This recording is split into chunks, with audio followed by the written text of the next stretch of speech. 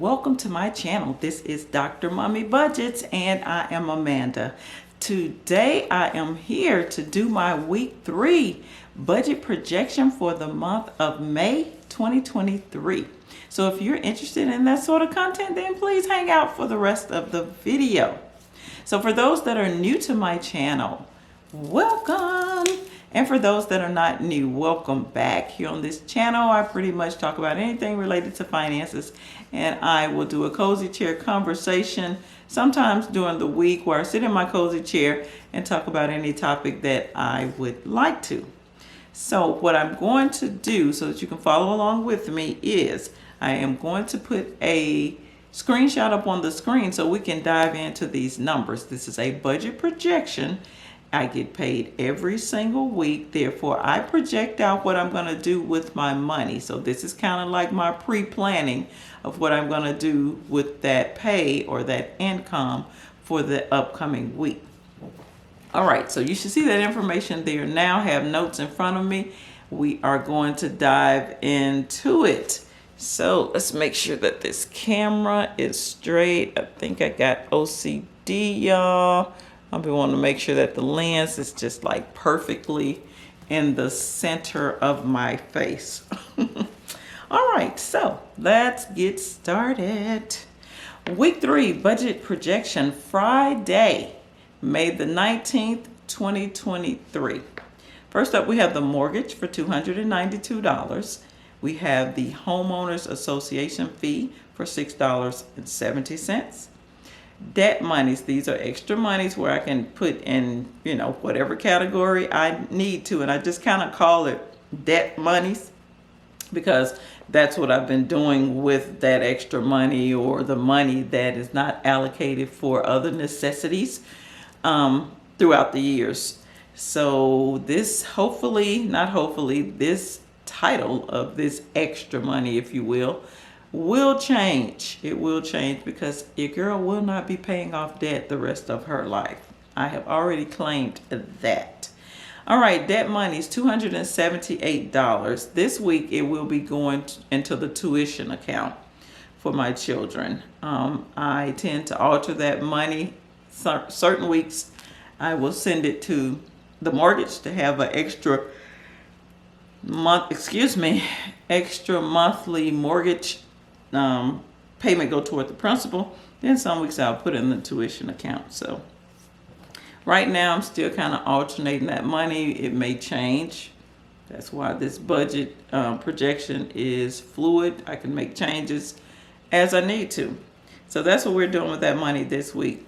Next, we have an auto insurance for $98. Then we have another auto insurance policy for $62. The auto insurance policies will be changing because, they will be changing. And I will kind of mention that when the time comes. Okay, so next we have life insurance for $21. Then we have the student loans for $100. Tuition or gas. That means I either put that money in one of my children's accounts for gas or I just throw it over there in the tuition account. This week is going to be going toward gas.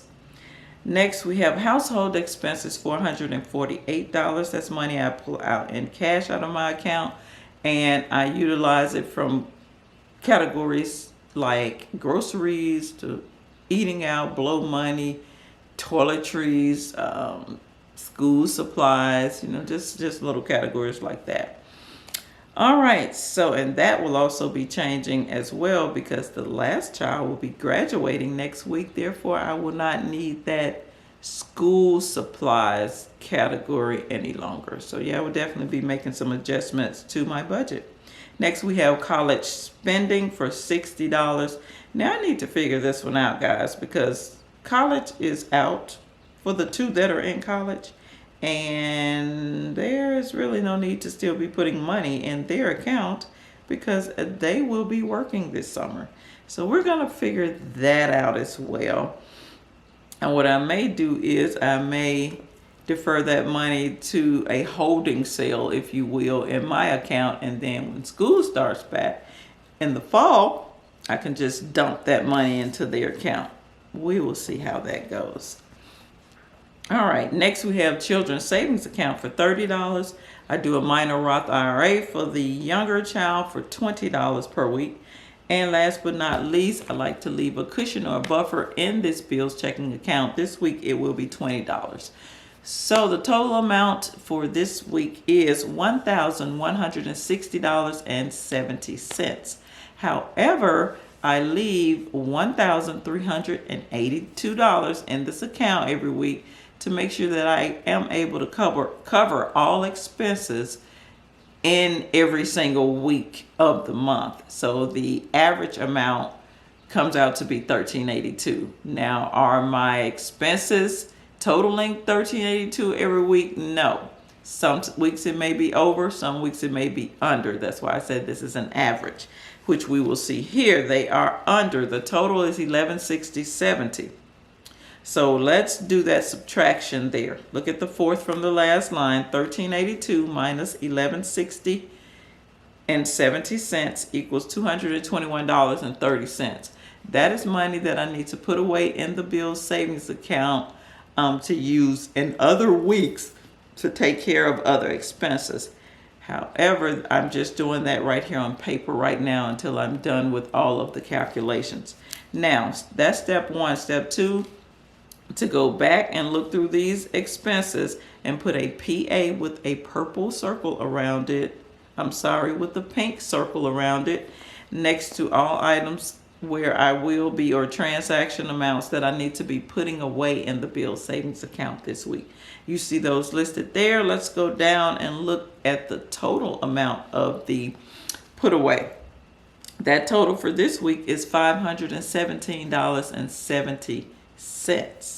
Okay, so that number gets a blue cloud around it because it has a relationship with that previous number, which also has a blue cloud around it. So let's take care of those two amounts. As you can see, both blue cloud amounts need to be put away in the bills savings account this week. I mean, I won't need to use it, but that's right here on paper for now. So let's go on and add those two numbers together, or those two amounts. $517.70 plus $221.30 equals $739. That is the total that I need to put away in the bills savings account right here on paper. That is not going to be the very last thing that I'm going to do with the money this week, but just for the sake of us going through all my calculations and numbers and amounts, that is where we are right now. So that 739 gets a yellow line underneath because it has a relationship with another number on the page, which also have a yellow line, or has a yellow line. All right, so that is that step. Step three, we're going to go back and look at the expenses or amounts up above, and we're going to put a purple triangle next to the items that I will be taking care of this week.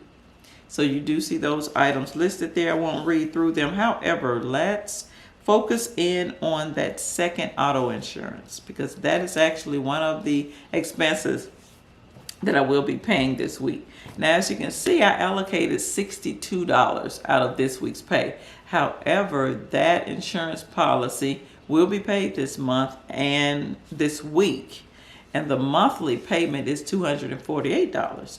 So that means I will need to go and pull the rest of the money out of the bills savings account. So let's do that calculation. $248 minus the $62 that I projected out of this week's pay equals $186.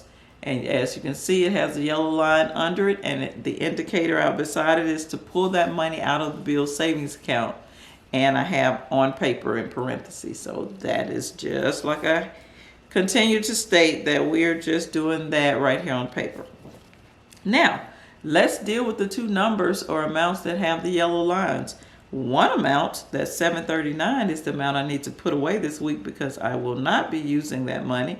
However, I need to take out $186 out of the bill savings account to help me satisfy the insurance payment for this month.